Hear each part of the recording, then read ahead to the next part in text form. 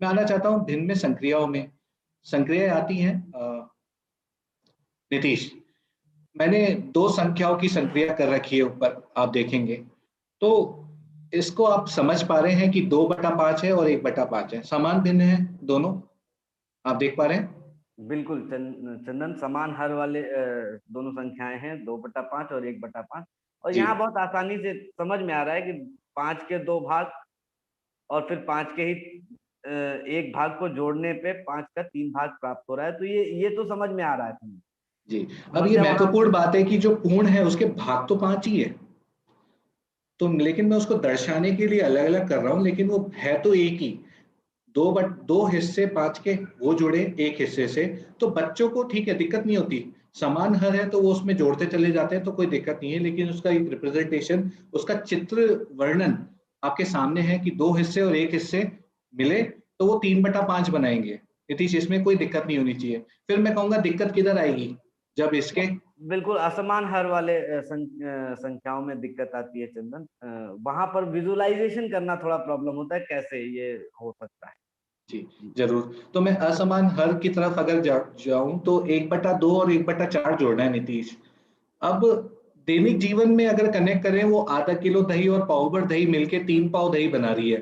पहली बातचीत तो ये है, वो हम प्राथमिक शिक्षा में कर चुके हैं। लेकिन वो दही का उत्तर देने से नंबर शायद, या फिर हम जिस सिस्टम में हैं उसमें आपको संख्या के रूप में लाना है, वो इंपॉर्टेंट है, वो समझने के लिए महत्वपूर्ण है। तो आप देखेंगे कि मैंने वैसे ही चित्रण किया है, आधा और चौथाई को जोड़ा है।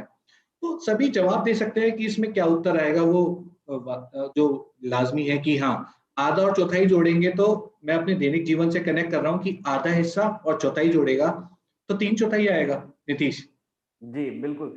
वो आधा में अगर 1/4 जोड़ दे, जैसे आपने उदाहरण भी बताया कि आधा किलो दही में 1 पाव दही जोड़ देने तो वो 3/4 दही आता है, तो जी वो उत्तर तो उसी तरह पहुंचेगा। लेकिन इसका वही, जैसे विजुअलाइजेशन की बात कर रहा था, वो कैसे चित्र के माध्यम से हो रहा होगा, तो आपने दिखा भी दिया कि वो किस तरीके से दिख रहा होगा। ये 3/4 वास्तविकता में दिख कैसे रहा होगा। आधा एक भाग है और फिर 1/4 आपने उसमें जोड़ने की कोशिश की है। तो बिल्कुल चंदन। ये बहुत आसान है, लेकिन अगर मैं इन चित्रों की मदद नहीं लूं नीतीश, तो शायद अब मैं जब करने बैठूंगा, गणित ही करने बैठूंगा, तो मेरे लिए चुनौती ये होगी कि मैं हर में क्या रखूं, मैं नीचे संख्या कौन सी रखूं। तो हमें आगे जाके सिखाया जाता है, जो कि एक तरीका भी है कि उसका एलसीएम ले लो, फिर एलसीएम से वो नीचे से डिवाइड, ऊपर से मल्टीप्लाई करते हुए चलो, ऊपर कुछ संख्या लिखो, या फिर क्रॉस मल्टीप्लीकेशन की एक विधि होती है, वो सिखाई जाती है। आगे भविष्य में तो वो काम आएंगी, लेकिन बच्चे को पता हो कि नीचे 8 टुकड़े क्यों नहीं होंगे, 4 ही टुकड़े क्यों होंगे। क्योंकि 4 टुकड़े इसलिए होंगे क्योंकि आप पूर्ण का 4 भाग तो है ही, पूर्ण के आप 8 भाग ना करिए, पूर्ण के तो 4 भाग ही हैं। और सभी शिक्षक साथियों ने, संतोष जी, जगदीश जी और रेखा जी हमसे जुड़े हुए हैं, वो अंत तक जुड़े भी रहेंगे, क्योंकि वो जो मैं कह रहा हूँ ना, सस्पेंस अभी आएगा, गुणा और भाग कैसे करें नीतीश।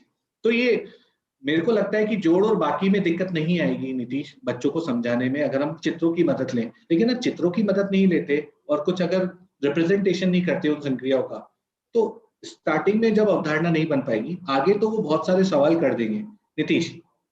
बिल्कुल चंदन, तो जैसा कि आपने कहा है कि चित्रों के माध्यम से अगर शुरुआती तौर पे काम हो जाए प्राथमिक स्तर पे और उच्च प्राथमिक स्तर पे, तो आगे भिन्न बहुत आसान हो जाती है, सहज हो जाती है। भिन्न से जिस प्रकार के काम अगली कक्षाओं में होंगे वो बहुत सहज हो जाते हैं।